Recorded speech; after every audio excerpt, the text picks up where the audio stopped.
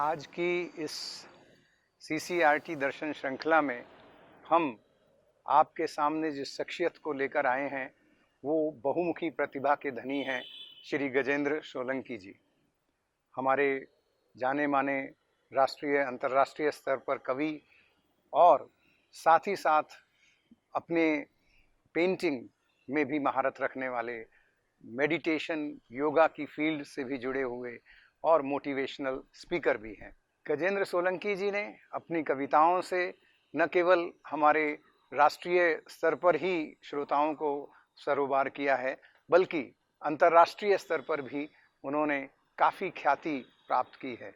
समय समय पर अपनी कविताओं के साथ विदेशों में भी वो जाकर भारतीयता की जो एक भावना है वो सभी में जगाते हैं।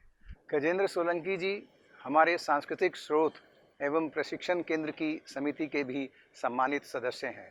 तो चलिए आज हम आपको लेकर चलते हैं हमारे स्टूडियो में, CCRT के स्टूडियो में श्री गजेंद्र सोलंकी जी से गुफ्तगू बातचीत करने के लिए।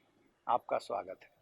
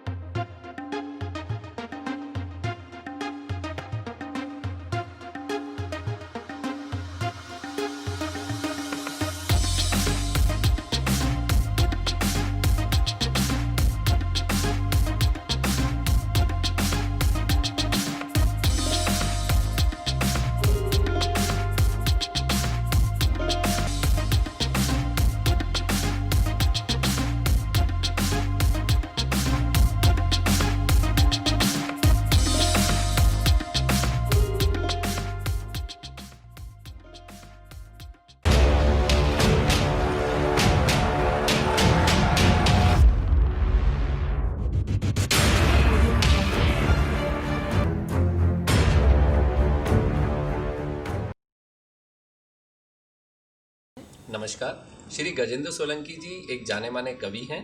इनकी रचनाएं अति दिलचस्प व दिलकश हैं। मंच प्रस्तुति का इन्हें पिछले 25 वर्षों का अनुभव है।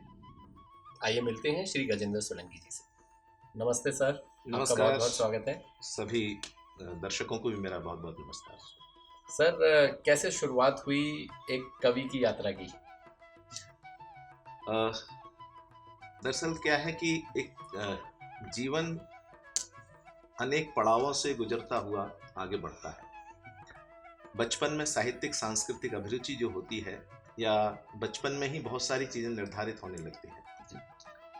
तो जब छोटे स्कूल में पढ़ते थे तो साहित्यिक सांस्कृतिक जो कार्यक्रम होते थे उनमें अपना कविता पढ़ना, गीत पढ़ना, किसी प्रकार के प्लेज में भाग लेना, इस तरीके का सब मंचीय वो रहता था।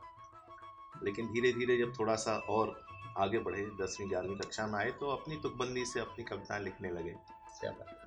और समय काल परिस्थितियां बहुत सारी चीज़ों का निर्धारण करती हैं, और मुझे ऐसा लगता है कि बाकी चीज़ें तो वातावरण से या जिन परिस्थितियों में व्यक्ति रहता है वहाँ से मिलती हैं, लेकिन कुछ चीज़ें ऐसी होती हैं प्रकृति प्रदत्त होती हैं। और मुझे लगता है अपने साथ में जो मेरा रहा है, प्रकृति के द्वारा दिया गया बहुत कुछ है जिसको समय और जैसी परिस्थितियों ने तराशा है या उस तरीके से। तो कविता का एक लंबा इतिहास है मेरे साथ में, तो चर्चा करते हैं जी। कभी मैंने लिखा था कि कभी सागर की गहराई में जाने की तमन्ना है, कभी आकाश के तारों को पाने की तमन्ना है, अभी वो सीख ना पाया ज़मीं पे चैन से रहना, सुना है चांद पे भी घर बनाने की तमन्ना। अरे वाह, क्या बात है सर। तो और फिर कहा कि तमन्ना कोई दिल में हो सरे बाजार मत करना, अगर नफरत भी हो दिल में जुबान से वार मत करना, है एक बाजार ये दुनिया यहाँ हर चीज़ बिकती है, अगर हो प्यार दिल में प्यार का व्यापार मत करना। क्या बात है, क्या बात। तो एक मुझे लगता है कि जो अंदर से एक पैशन था, कविता का अभिरुचि थी, वो धीरे धीरे कहीं मिशन की तरफ गया और धीरे धीरे फिर वो कहीं प्रोफेशन की तरफ चला गया। आज देश विदेश में जाना होता है हिंदी कवि सम्मेलनों में, और ईश्वर की दया से, सरस्वती के आशीर्वाद से और हमारे अच्छे प्रशंसकों की, कहा जाए श्रोताओं की दुआओं से, उनकी कहीं ना कहीं जो हमारे साथ में जुड़ाव है उनका, उससे कहीं कविता का जो ये प्रवाह आगे बढ़ रहा है। जी सर आपकी बड़ी इंटरेस्टिंग जर्नी है। जैसा कि आप विदेश काफ़ी ट्रैवल करते हैं, जी आप अमेरिका काफ़ी बारी गए हैं, 16-17 बारी हाँ, आप 16 अमेरिका में 17 ट्रैवल कर चुके हैं। जी। तो सर वहाँ की जो ऑडियंस है वो हिंदी ऑडियंस है आपकी? दरअसल क्या है कि आप ये मान के चलिएगा कि पूरी दुनिया में जहाँ जहाँ इंडियन डायस्पोरा के लोग हैं, हम्म, भारतवंशी, एनआरआई कहा जाता है, इंडियन डायस्पोरा या प्रवासी भारतीय हैं, वो रहते अवश्य विदेशों में हैं, लेकिन कहीं ना कहीं उनके दिल में हिंदुस्तान को धड़कते देखता हूँ, हिंदुस्तान की संस्कृति को, साहित्य संस्कृति और यहाँ की कलाओं को, यहाँ के सामाजिक रीति रिवाज और यहाँ की सभी जो भारत में है वो उनके अंदर रहता है। परिस्थितियाँ वहाँ पर हैं, वहाँ व्यवसाय कर रहे हैं, नौकरी कर रहे हैं, जिस भी क्षेत्र में वो काम कर रहे हैं उसमें से समय निकाल कर वो इस प्रकार के कार्यक्रमों का आयोजन करते हैं, संयोजन करते हैं और उसमें पूरा समय भी देते हैं और जी। तन मन धन से मतलब वो रहते हैं इस प्रकार की गतिविधियों में। जी तो 2002 में पहली बार जब मैं यूके इंग्लैंड गया जी तो वहाँ पे पहला अनुभव आया प्रवासी भारतीयों के बीच में। जी फिर वहाँ से यात्रा शुरू हुई तो धीरे धीरे चलते चलते फिर अनेक 16-17 देशों की यात्रा हो गई जी और उसमें मैंने प्रवासी भारतीयों के जो साथ में जो अनुभव लिया उसके ऊपर कुछ गीत भी लिखे मैंने। सर कुछ उसका जी। एक गीत का एक अंतरा मैं आपको सुना देता हूँ जी कि भारत के परिंदों की जग में पहचान तो जिंदा है, रहे कहीं भी दिल में हिंदुस्तान तो जिंदा है, भारत की खातिर जीने का अरमान तो जिंदा है, रहे कहीं भी दिल में हिंदुस्तान तो जिंदा है, कि भारत की माटी की खुशबू जिनके मन को महकाती है। ये जो मेरा यथार्थ है जो मैंने अनुभव किया है कि भारत की माटी की खुशबू जिनके मन को महकाती है, जिनके दिल की धड़कन धड़कन भारत के नगमे गाती है, तन भले प्रवासी हो जाए मन तो भारत की थाती है, दामन में हो खुशियां लाखों अपनों की याद सताती है, बहुत बढ़िया। बचपन की मधुरिम यादों का, बचपन की मीठी यादों का कुछ ध्यान तो जिंदा है, रहे कहीं भी दिल में हिंदुस्तान तो जिंदा है, भारत के परिंदों। ऐसे ही कई गीत मैंने एक मतलब सीडी भी तैयार की, प्रिय प्रवासी, उसका नाम ही लिखा प्रिय प्रवासी, क्योंकि मैं ऐसा मानता हूँ भले हो दूरियां कितनी मगर मन पास रहता है, कभी यादें वतन में कोई जज्बा खास रहता है, और समंदर पार भी माँ की दुआएं साथ रहती हैं, प्रवासी हर हृदय में हिंद का एहसास रहता है। तो उस एहसास को मैं गाना भी चाहता हूँ और मुझे लगता है गाता भी रहा हूँ। ये सर बड़ा जब आप गा रहे थे तो मुझे ऐसा लगता है कि जो ऑडियंस है वो काफी इमोशनल हो जाती है। हाँ, जुड़ जाते हैं लोग, क्योंकि पूरा एक विजन बन जाता है। मैं एक अनुभव बताता हूँ। ऑस्ट्रेलिया में मैं 2009 में गया हुआ था, तो वहाँ पर एक ऐसे ही अपने पारिवारिक मिलन की तरह था, 20-25 लोग थे अपना। तो एक गीत मैंने उस समय लिखा था कि ओ परदेसी जाए बसे तुम सात समंदर पार, प्यारे परदेसिया लौट के आ एक बार। तो इस तरह वो गीत मैंने जब प्रस्तुत किया तो लोगों की आंखें झिलमिल हो गई, वहां पर कहीं ना कहीं मतलब बस छलकने के लिए व्याकुल थी आंखें। तो ये सामान्य रूप से क्या है कि भावना का, मैं अक्सर कहता हूं कि बौद्धिकता, विचार और इसका अपना एक महत्व है, लेकिन भावना जो ये कलात्मक चीजें होती हैं, साहित्य, संस्कृति, धर्म और ये अध्यात्म और ये सब कुछ, ये सारी चीजें जो है भावना की चीजें हैं। सॉफ्ट, इसको डिप्लोमेसी कहा जाए या सॉफ्ट पावर कहा जाए, डिप्लोमेसी अलग चीज हो जाती है, सॉफ्ट पावर ये जो सभ्यता का वो चला रहा है हजारों वर्षों से, ये उसी के कारण मानव सभ्यता आगे बढ़ रही है।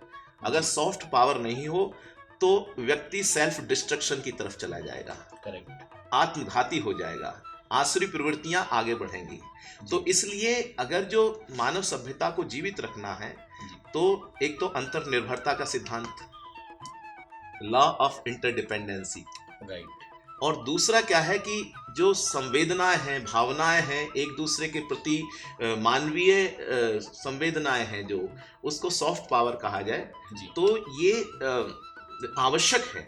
मनुष्य के जीवन में। वेरी तो इसलिए मुझे लगता है कि जैसे अभी संकट आया, ये जी कोरोना वायरस का जो संकट आया, तो जी। व्यक्ति को पता चला कि इतनी तरक्की, इतना विकास, इतना सब कुछ होने के बाद हम तो बहुत बेचारगी में जी रहे हैं, बिल्कुल। लाचारी है, मजबूरियां हमारे सामने हैं, जीवन में कब आ जाएं जी। तो पता नहीं है। तो एक मानव के प्रति जो है संवेदनशील होगा, तो मुझे लगता है कि ये सभ्यता संस्कृति का प्रवाह आगे बढ़ेगा। ये सर जहाँ तक मुझे मालूम है कि जो कवि है वो हमेशा खुश रहता है हर हाल में। आपने इससे रिलेटेड कुछ लिखा था? हाँ, लिखा अभी तो मैं ले आया था, तो जी। उसमें से थोड़ा सा मैं पढ़ देता हूँ जी कि सारी दुनिया में फैली महामारी कि कोरोना ले काल आ गया, घोर आपदा ये बन गई बीमारी कि कोरोना भूचाल आ गया, और सकल सभ्यता लगती बौनी इतना ये विकराल हुआ।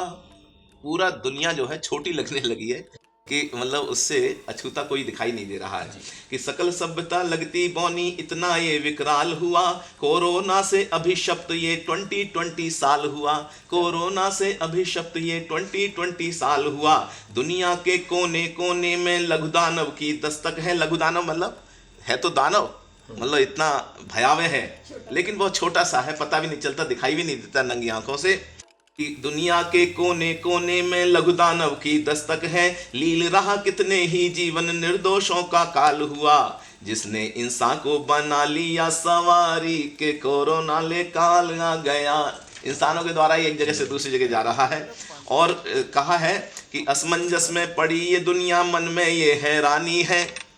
असमंजस में कहाँ से आया, क्या हुआ, ये अभी भी बहुत स्पष्ट नहीं है, लेकिन उसका प्रत्यक्ष प्रभाव दिखाई दे रहा है कि असमंजस में पड़ी ये दुनिया, मन में ये हैरानी है प्रकोप ये कुदरत का, ये इंसानी शैतानी है, जिसके आगे महाशक्तियां हर कोई नतमस्तक है, फैल रहा इतनी तेजी से जैसे गति तूफानी है, जंग जीवन की रहेगी ये जारी, जंग जीवन की रहेगी ये जारी, कि जीने का सवाल आ गया, सारी दुनिया में फैली महामारी। अभी गीत अधूरा है, लेकिन एक अंतरा और देता हूं का हाथ मिलाए गले लगाकर व्यक्त नहीं जज्बात करें।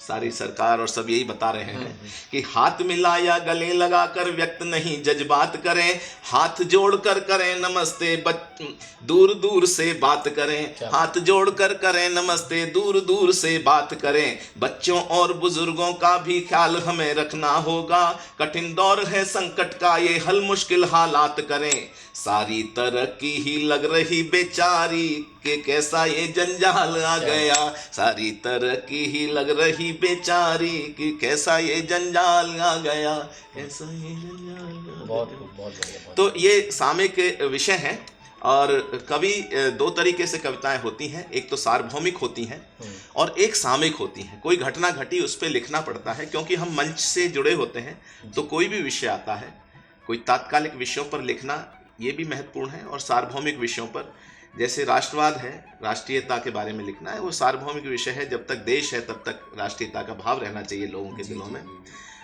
और मैंने लिखा है कि युगों युगों तक इस धरती पर भारत माँ की शान रहे, राम कृष्ण गौतम के वंशज वाली ये पहचान रहे, और रामायण गीता कुरान गुरु ग्रंथ साहिब हों होठों पर, लेकिन सबसे पहले हर एक दिल में हिंदुस्तान रहे, लेकिन सबसे, और जुग जुग से कल कल कहता गंगा जमुना का पानी है, भरत भूमि में जन्म लिया बस अपनी यही कहानी है, एक सभ्यता एक संस्कृति अपना इतिहास बताता है, हो जाति पंथ सब भले अलग पर खून तो हिंदुस्तानी है।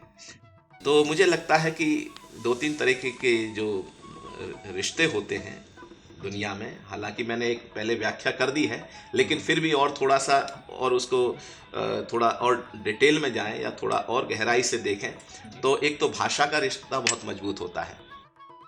भाषा का रिश्ता पूरी दुनिया में कहीं भी चले जाओ, अगर अपना भाषी मिल जाता है तो आपको खुशी होती है, वो बातचीत करके जो आनंद होता है, खुशी होती है, वो उसको बताया नहीं जा सकता। दूसरा रिश्ता होता है जेनेटिक्स का, खून का रिश्ता।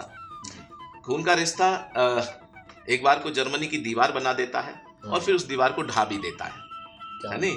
ऐसे ही उत्तरी कोरिया दक्षिण कोरिया का एक राजनीतिक दृष्टि से मतलब आपस में वो हुआ, लेकिन कहीं ना कहीं संवेदनाएं, कोई तात्कालिक परिस्थितियां हुई, तो उसमें ये इतिहास का एक ऐसा सत्य है कि देशों की सीमाएं बनती बिगड़ती रहती हैं भाषाओं के ऊपर, हमारे देश में प्रदेश भी मतलब कहीं ना कहीं बनते हैं, तो उसमें कहीं ना कहीं भाषा, क्षेत्रीय Right. संस्कृति और उसका एक बहुत महत्वपूर्ण बिल्कुल बिल्कुल। भाव होता है। जी जी जी। और फिर उसके बाद तो फिर चीज़ें आ जाती हैं कि संबंधों का, प्रेम का संबंध हो सकता है, जी, जी। जातिपन संप्रदाय का संबंध हो सकता है, क्षेत्रीयता का संबंध हो सकता है, कोई और बाकी संबंध सब चलते रहते हैं। लेकिन मुझे लगता है कि ये सारे संबंध जो हैं भावना से जुड़े होते हैं। बिल्कुल बिल्कुल। सर, अभी आपने जितने भी ये कविताएं सुनाई तो हाँ। आपने सोचने पे मजबूर किया। हाँ। मतलब मैं भी सोच में चला गया आपकी जी, बात सुन के। आप तो खुद कलाकार हैं, तो इसलिए सोचना जरूरी है आपका। जी जी बिल्कुल। हाँ।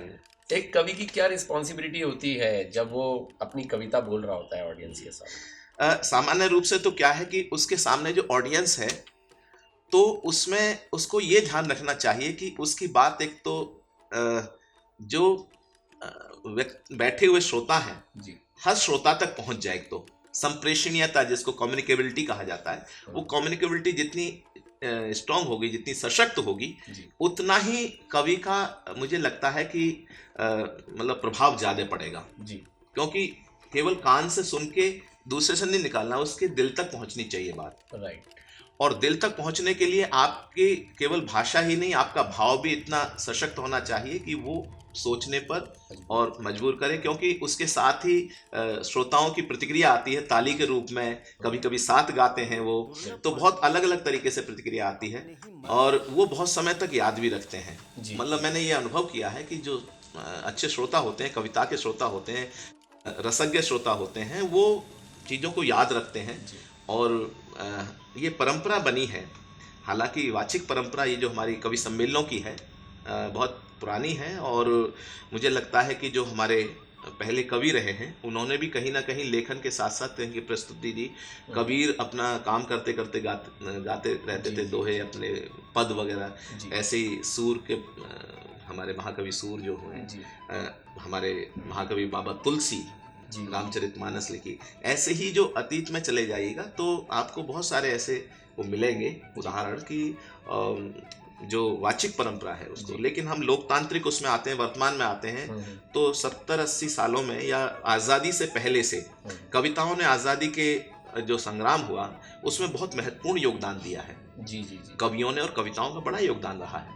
जी। एक वंदे मातरम कविता ही तो है जी, जिसने कि लोगों को हजारों आंदोलित किया, उद्वेलित किया, और उन्होंने अपने फांसी के फंदे चूमते हुए वंदे मातरम गाया, या वंदे मातरम गाते हुए फांसी के फंदों को चूम लिया। जी।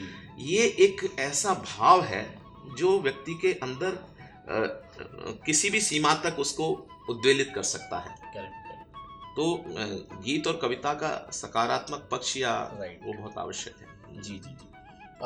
जिस तरह से कई बार देखा जाता है कि जो कवि होते हैं उनका मंच पे जो नाम होता है एकदम अलग होता है, और बस पर्सनल लाइफ में नाम अलग होता है। ऐसा क्यों होता है, और ये मतलब इसका पीछे कोई रीज़न है?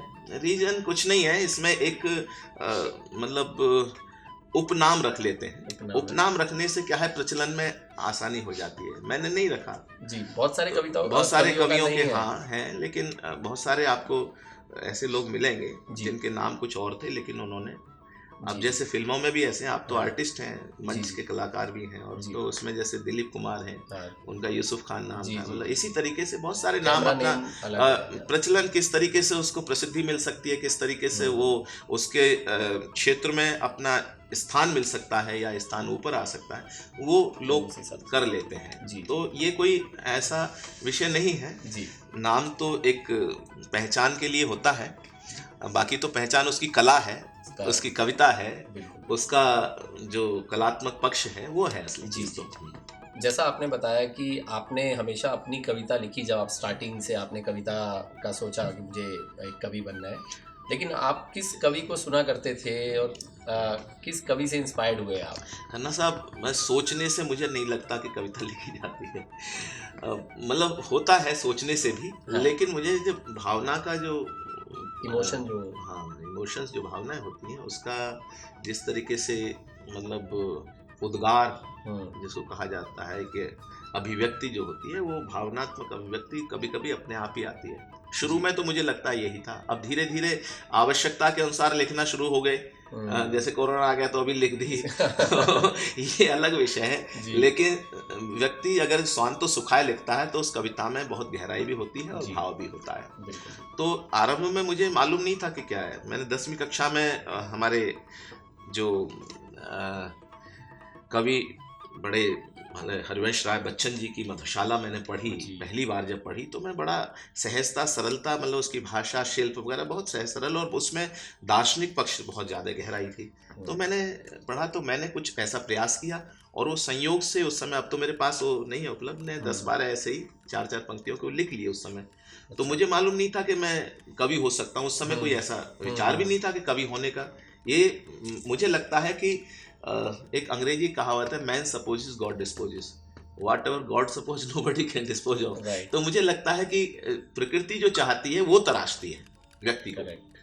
वही निर्धारित करती है। और हम क्योंकि आस्थावान लोग हैं, श्रद्धा विश्वास में जीते हैं, जी। तो और हमारी संस्कृति में जिन हमारे आराध्य देवों का आशीर्वाद रहता है, वो कहीं ना कहीं निर्धारित होता है कि हम किस तरीके से हमारा जीवन किसी भी क्षेत्र में, कला के क्षेत्र में, कविता के किसी भी क्षेत्र में हम कैसे आगे बढ़ सकते हैं।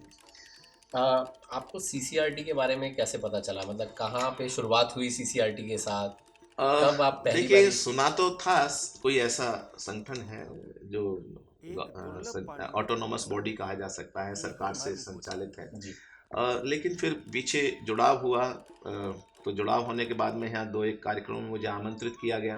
तो मुझे अच्छा लगा कि यहाँ पर जो कार्य हो रहा है सीसीआरटी में, कल्चरल जो सारी गतिविधियाँ, centre for cultural resources and training, ये ट्रेनिंग जो शब्द है, मैंने कहा ना कि तराशने का काम जो है, प्रतिभाएं तो हैं, प्रकृति ने दे दी, लेकिन उनको तराशने का काम भी तो कोई संगठन करे। तो मुझे लगता है कि सीसीआरटी में तराशने का जो कार्य हो रहा है ये बहुत महत्वपूर्ण है, क्योंकि जो कलाकार आते हैं उनको कहीं ना कहीं रास्ता भी चाहिए। बहुत सारे ऐसे गुमनाम होके मतलब अपना जीवन जी के चले जाते हैं, पता भी नहीं होता कहाँ, और बड़े बड़े कलाकार ऐसे। तो उस प्रतिभा का संरक्षण संवर्धन करने का अगर कोई संगठन या कोई सरकारी संस्था इस तरीके से कार्य कर रही है तो निश्चित रूप से वो मैं समझता हूँ कि बधाई के पात्र हैं। और सीसीआरटी में जैसा मैं देखता हूँ शिविर वगैरह लगते रहते हैं, और भी लोग, पूरे देश के कलाकार, अलग अलग विधाओं के कलाकार यहाँ पर आते हैं। और आप, मुझे लगता है कि जो ऐतिहासिक पृष्ठभूमि के बहुत सारे कार्यक्रम जो भी आप कराते हैं जी, और ये सब कुछ अपने आप में महत्वपूर्ण है जी। और सीसीआरटी का और विस्तार भी होना चाहिए, क्योंकि कला का क्षेत्र बहुत बड़ा है, व्यापक है। राइट। मैंने एक सुझाव दिया था, पता नहीं उस पर अभी क्या होगा, लेकिन एक संस्कृति नीति पूरे देश में होनी चाहिए, क्योंकि हमारी मूल आत्मा जो है ना भारतवर्ष की, वो संस्कृति है। संस्कृति केवल शब्द नहीं है, वो हजारों साल से चला आ रहा रीति रिवाज, धार्मिकता, दर्शन, और ये सारी चीजें उसमें समाहित हो जाती हैं संस्कृति में। संस्कृति बहुत व्यापक शब्द है जी। तो एक संस्कृति नीति होनी चाहिए। मैं तो आपके माध्यम से अपने, मैं पहले भी 2013 से मैंने कुछ काम किया था इस पर, हाँ, और वो नीति पूरे समग्र भारत की उसको समाहित करके बने, क्योंकि खेल नीति है, युवा नीति है, शिक्षा नीति है, और नीतियां हैं, लेकिन मूल में जो संस्कृति है, संस्कृति नीति बनेगी तो बाकी चीजें अपने आप ऊपर आने लगेगी। ये बहुत मतलब गहरा टॉपिक है। हाँ, इस पे विस्तार से बात कर सकते हैं, कोई ऐसी बात नहीं कभी। सीसीआरटी के साथ जब आप जुड़े, उसके बाद से आपकी सीसीआरटी के साथ कुछ उपलब्धियां रही होंगी? सीसीआरटी के साथ बहुत सारी चीजें तो नहीं, एक गीत जो था, एक भारत श्रेष्ठ भारत जी, संयोग से अपने वशिष्ठ जी जो डायरेक्टर साहब हैं आपके जी, उनके साथ में चर्चा आई, तो उन्होंने कहा कि हम एक अभियान पे काम कर रहे हैं। तो गीत मैंने तैयार करके रिकॉर्ड किया है। अच्छा। आप चाहें तो वो गीत का, मैं अभी कंठस्थ वैसे नहीं है, रिकॉर्डेड है, संगीतबद्ध है, मैं आपको दे दूंगा, आप उसको अपने श्रोताओं को, अपने दर्शकों को सुनवा सकते हैं उसमें। जी जी जी। आप भविष्य में क्या करना चाहेंगे आप सीसीआरटी के साथ मिलके, कुछ प्लानिंग या कुछ ऐसा है जो कर सकते हैं? देखिएगा, मतलब करने के लिए तो इतना सब कुछ है कि पूरा जीवन कम पड़ जाए जी, लेकिन जो चल रहा है सीसीआरटी का, उसमें कहीं हमारी कुछ ऐसी आवश्यकता पड़ती है, कहीं किसी प्रकार से, मान लो कि मैं कवि हूँ जी, तो कविता की कार्यशालाएं, जी तो पूरे देश में प्रतिभाओं की कोई कमी नहीं है। बिल्कुल। तो वर्ष में 1 2 3 कार्यशालाएं अगर हों यहाँ पर, जी और देश के अच्छे प्रतिभाशाली युवा कवियों को या जो आरंभ कर रहे हैं उनको मतलब यहाँ पर आके, और अच्छे जो स्थापित कवि हैं जी उनको बुला के कार्यशालाएं कराएं, तो उसमें मार्ग प्रशस्त होगा भविष्य में कि किस तरीके से वो भले ही मंचों पर आए नहीं आए, लेकिन कविता लिखने का एक जो सलीका है, जो कविता Right. लिखने का कॉन्सेप्ट। छंद है, छंद विधान है या रस अलंकार, जी और इस तरीके से उसमें सारी एक काव्य विधा के बारे में जानकारी मिले उनको, जी जी और कविता क्या, शायरी, कविता, उनका सबका वो मिलेगा, तो मुझे लगता है कि एक सकारात्मक वो हो सकता है। हो सकता है। और उसमें मैं योगदान भी दे सकता हूँ कहीं ना कहीं, जी, मेरा जो जी, संपर्क है कवि सम्मेलनों के माध्यम से देश जी विदेश जी में, जी जी तो उसका एक जी। सर मैं ये पूछना चाह रहा था कि कितने तरीके के कवि होते हैं? अ, कवियों के प्रकार वैसे अगर रस के आधार पर करें तो कुछ उसमें सीमाएं हो जाएंगी। वैसे तो हर कवि का अपना एक तरीका होता है, अपना एक स्टाइल होता है, प्रस्तुति का एक मतलब रहता है। अपने मंच पे जैसे भी प्रस्तुति करते हैं, जी गा के पढ़ते हैं, तहत में पढ़ते हैं, लेकिन सामान्य रूप से हिंदी कवि सम्मेलनों में जो प्रचलन है वो तीन प्रकार के कवियों का विशेष रूप से है। एक तो वीररस के, क्योंकि मैं ओजस्विता का कवि हूँ, मतलब वीररस लिखता हूँ, और हास्य भी बीच बीच में हमारा रहता है। जी तो एक तो ये होता है। दूसरा श्रृंगार का होता है। श्रृंगार जो है वो अपने आप में बहुत प्रचलन में रहता है, हमारे देश में बहुत सारे ऐसे कवि हैं जो कि। और तीसरा जो प्रमुख रूप से आज हिंदी कवि सम्मेलनों में बहुत हो गए, वो हास्य कविता का। हास्य रस हमारी जो रस परंपरा है उसमें नहीं है, लेकिन अभी पिछले 30-40 वर्षों में हिंदी कवि सम्मेलनों में हास्य रस की बहुत प्रमुखता, मतलब प्रधानता हो गई है। टिप्पणियों से और कुछ चुटकुलों से या हास्य कविताओं से लोगों का मनोरंजन। लेकिन हिंदी कवि सम्मेलनों में एक बहुत महत्वपूर्ण बात यह है कि हमारे दर्शक भी और हमारे जो श्रोता हैं और संयोजक आयोजक इस बात का ध्यान रखते हैं कि हास्य कविता के साथ साथ संदेश भी जाना चाहिए। कवि सम्मेलन का प्रमुख उद्देश्य यह है कोई ना कोई संदेश जाए वहाँ पर, केवल हास परिहास तक सीमित नहीं रहे। मैं ऐसा अनुभव करता हूँ, और मेरे व्यक्तिगत अनुभव है, क्योंकि मैं संयोजन भी करता हूँ और संचालन वगैरह करता हूँ, तो लोगों की जो प्रतिक्रिया आती है उससे पता चलता है। तो प्रमुख रूप से अगर कहा जाए तो 3 रस प्रधानता में है, बाकी विचार तो अलग अलग तरीके से प्रस्तुत किए जा सकते हैं। तो सर आप बताइए कि कविताओं के अलावा आप किस चीज़ में जुड़े हुए हैं, बाकी आप क्या करते हैं, थोड़ा सा उस बारे में भी रोशनी डालिए। बड़ा यक्ष प्रश्न है। मतलब एक आपने ऐसा वो प्रश्न कर दिया। सामान्य रूप से कहते हैं कि आप कवि तो हैं पर करते क्या हैं? कविताओं के अलावा ये तो हम हर आर्टिस्ट के साथ होता है तो कि आर्टिस्ट तो कवि है, तो करते हैं। लेकिन जैसा कहा जी। कि कविता पैशन, जी। मिशन, प्रोफेशन उसके साथ में हो गया। जी लेकिन उसके अलावा मेरी जो अभिरुचि के विषय रहे जी वो बहुत विस्तृत है। मतलब मैं अभी इसमें सारा नहीं, जैसे आपने बताया कि मैं फाइन आर्टिस्ट हूँ। मतलब फाइन आर्टिस्ट मतलब 50 से ज्यादा ऑयल पेंटिंग ऑन कैनवास बनाई, रियलिज्म पे। वाह। वो प्रकृति प्रदत्त है, मैं कहीं सीखा नहीं, कुछ नहीं, लेकिन अच्छा। वो ईश्वर की दया से जो मतलब पहले जब छोटे थे बचपन जी। से ही वो ब्रश। कहीं मतलब रेत के ऊपर वो बनाने का रहता है, या कहीं भी मिल गया तो अपना चारकोल से बनाने का रहा, जी। फिर पेंसिल और रबर हाथ में आ गए तो उसके हिसाब से, और उसमें चलता। फिर मतलब ऑयल पेंटिंग्स का तो आप समझ सकते हैं, अगर बिल्कुल। आप तो थोड़ा सा विषय। तो ऐसी 50 के करीब पेंटिंग्स मैंने बनाई जी 89 से लेके 2000 तक। जी जी जी 80 से लेके 2000 तक 11-12 सालों में जी काफ़ी काम किया उस पर, और उसमें जाना भी चाहता था, लेकिन फिर धीरे धीरे इधर जी। कविता के क्षेत्र में ऊर्जा और समय इधर लगने लगा। Right right right. उसके अलावा मेरा योग के ऊपर काफ़ी काम रहा है, ओके। और मैंने लगभग 25 वर्ष योग किया है। वाह। मतलब अभी भी करता हूँ, लेकिन निरंतरता जो है लगभग 25 वर्ष तक किया है। और मैंने अपने छोटे भाई हैं जी। वो 3-4 बार नेशनल चैंपियन रहे, राष्ट्रीय चैंपियन रहे योग में। योग की ओके। जो प्रतियोगिताएं होती हैं जी। उसमें, जी जी तो उसमें योग का एक बचपन से जब 11वीं कक्षा में पढ़ता था तब से मुझे लगन लगी योग की। जी। हालांकि बचपन से योगियों के बारे में पढ़ना सुनना, ऋषि मुनियों के बारे में, वो तो एक अलग विषय था। लेकिन स्वयं जब थोड़े बड़े होने लगे टीनेज में, जी। तो लगा कि स्वास्थ्य के लिए क्या क्या चीज़ें हो सकती हैं, तो मुझे लगा योग सबसे बेहतर है। जी। बाकी मैंने खेल कूद भी किया है, मैं एथलीट रहा हूँ, अच्छा। और उसके अलावा क्रिकेट और एथलेटिक्स मेरे बहुत प्रिय गेम रहे हैं।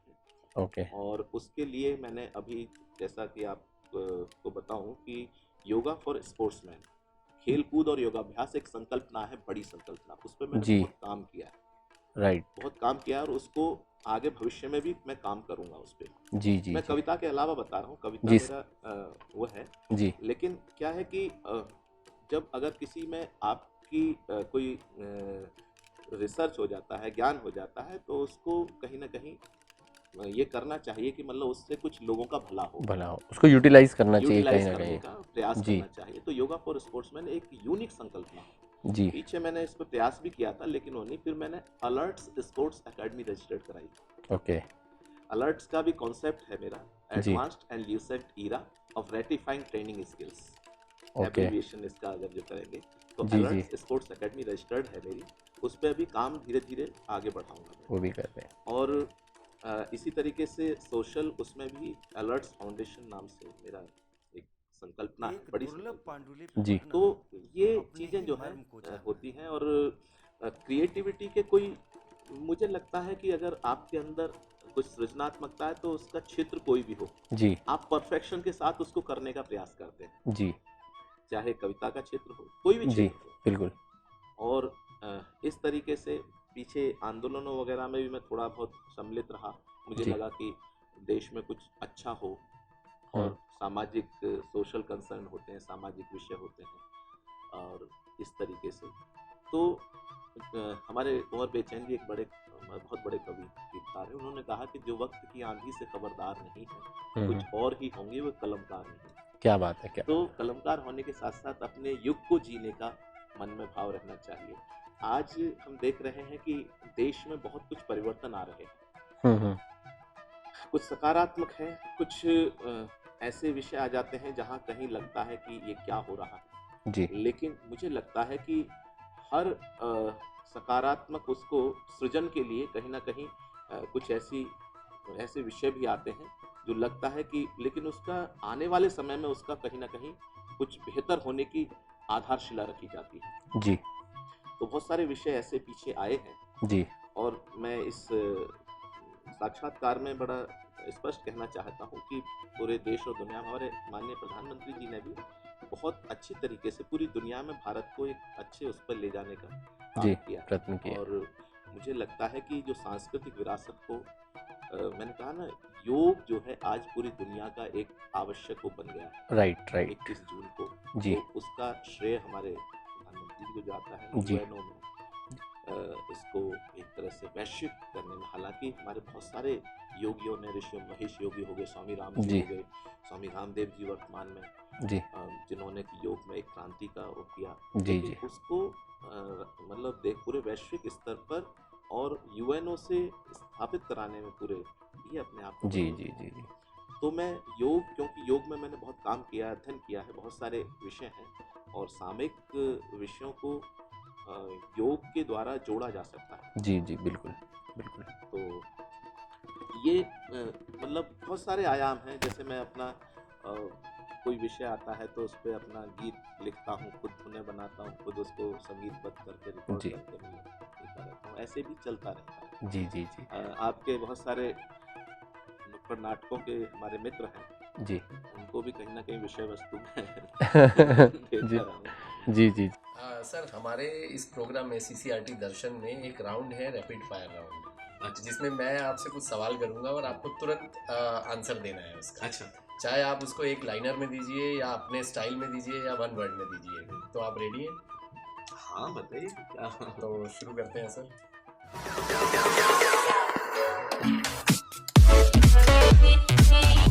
सर, मैं शुरू करूंगा पहले सवाल के साथ। जी, CCRT का नाम लेते ही फर्स्ट थॉट आपके माइंड में क्या आता है? देखिए जैसा कि नाम है centre for cultural resources and training, तो मुझे लगता है एक सांस्कृतिक विरासत को बचाने का और आगे बढ़ाने का एक अभियान है CCRT, और मुझे लगता है कि ये सबसे महत्वपूर्ण विषय है। क्या बात है। एक कवि का सबसे बड़ा अवार्ड क्या है? कवि का दो तरीके से है। यदि वो केवल लेखन तक सीमित है तो उसकी पुस्तकों को कोई सम्मान पुरस्कार मिल जाता है तो उसका अवार्ड हो जाता है, किसी भी तरह का पुरस्कार हो। जी और दूसरा, यदि मंच पर है तो कविताओं की तालियां और प्रशंसा, जी वो सबसे बड़ा अवार्ड होता है इसका। योग की शुरुआत करने के लिए सही उम्र और सही समय क्या है? योग की शुरुआत वैसे आरंभ करने की वैसे कोई उम्र नहीं है, किसी भी उम्र में शुरू कर सकता है व्यक्ति। लेकिन सामान्य रूप से, क्योंकि 9-10 वर्ष की आयु में जब बच्चा थोड़ा बड़ा होने लगता है और टीन एज से पहले अगर शुरू करता है तो जब वो हार्मोनिक फ्लो बनता है उसमें, तो उस समय वो संस्कारित हो। और इस तरह योग की उम्र मुझे लगता है सर्वाधिक उपयुक्त है। अन्यथा तो किसी भी आयु में योग शुरू कर सकते हैं, लेके 5-7 साल के बच्चे से लेके 70-80 साल या किसी भी आयु में योग किया जा सकता है। जी, अभी तक के सफर में आपकी सबसे यादगार परफॉर्मेंस कौन सी रही है? ये बड़ा यक्ष प्रश्न है, मैं इस पे कुछ नहीं कह सकता, क्योंकि अगर मैंने 2-2.5 हज़ार से ज़्यादा कार्यक्रम किए होंगे तो ऐसी बहुत सारी प्रस्तुतियां रही होंगी जो कि यादगार हो सकती हैं। और मुझे लगता है कि जहाँ पर मेरे को आत्मसंतुष्टि मिली होगी, बहुत सारे, मतलब श्रोताओं की प्रतिक्रिया, तालियां, प्रशंसा, और उसके बाद में जिस तरीके का भाव उनका होता है कार्यक्रम के पश्चात, वो निर्धारित करती हैं। तो इस प्रश्न का मैं सही जवाब आपको नहीं दे सकता। जी सर, लेकिन बहुत स्मार्ट आंसर दिया है आपने। पसंदीदा कविता आपकी कौन सी है? पसंदीदा कविता, किसी भी रचनाकार की हर कविता पसंदीदा ही होती है जो वो लिखता है। जैसे अपना एक बच्चा होता है ना, ऐसे सृजन जो होता है, वो जो भी रचना लिखता है, हालांकि जो प्रचलित हो जाती हैं, जो लोगों तक पहुंच जाती हैं, ऐसी बहुत सारी कविताएं होती हैं। जी उसमें से एक मेरा कभी गीत था आरंभ में, और वो काफ़ी प्रचलन में आया। आजकल भी बहुत सारे कविताएं निरंतर चलती रहती हैं। एक गीत था, उठ जाग भारत जाग रे। एक अंतरा मैं उसको सुना देता हूँ कि अमर रहे वैभव तेरा। गीत का जो पात्र भारत है, वो मैंने विचार किया कि इस देश का हर वो निवासी है जिसने इस धरती पर जन्म लिया, इस देश की सभ्यता, संस्कृति या एकता, अखंडता, या जो इस देश से प्रेम करता है, इस मिट्टी से प्रेम करने वाला, उस भारत की जागृति का आह्वान मैंने गीत के माध्यम से किया है। जी कि अमर रहे वैभव तेरा भारत वर्ष महान, करेंगे हर एक सांस पर तेरा ही यशगान। उठ जाग भारत जाग रे, उठ जाग भारत जाग रे, आलस्य निद्रा त्याग रे, पुरुषार्थ का बीड़ा उठा, जागेगा तेरा भाग रे। उठ जाग भारत जाग रे, टुकड़ों में जो तू बट रहा, उत्साह तेरा घट रहा। टुकड़ों में जो तू बट रहा, उत्साह तेरा घट रहा। संघर्ष की बेला है ये, तू एकता का बिगुल बजा, अब एकता का बिगुल बजा। उठ जाग भारत जाग रे, आलस्य निद्रा त्याग रे।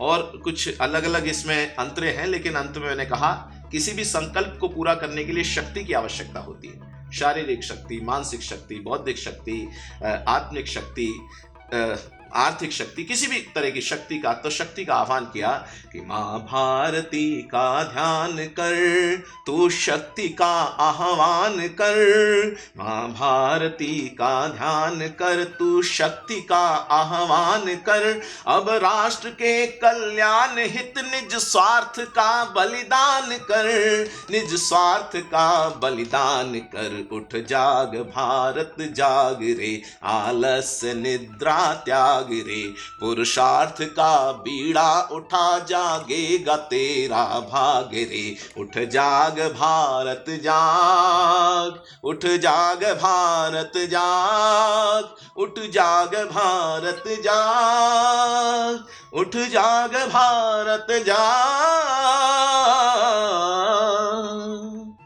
ये गीत बहुत समय तक मंचों पर भी चला, लेकिन कुछ सामयिक विषय आते रहते हैं, नई नई रचनाएं होती हैं, तो मतलब आगे बहुत सारी सीडी तैयार की हैं। जी।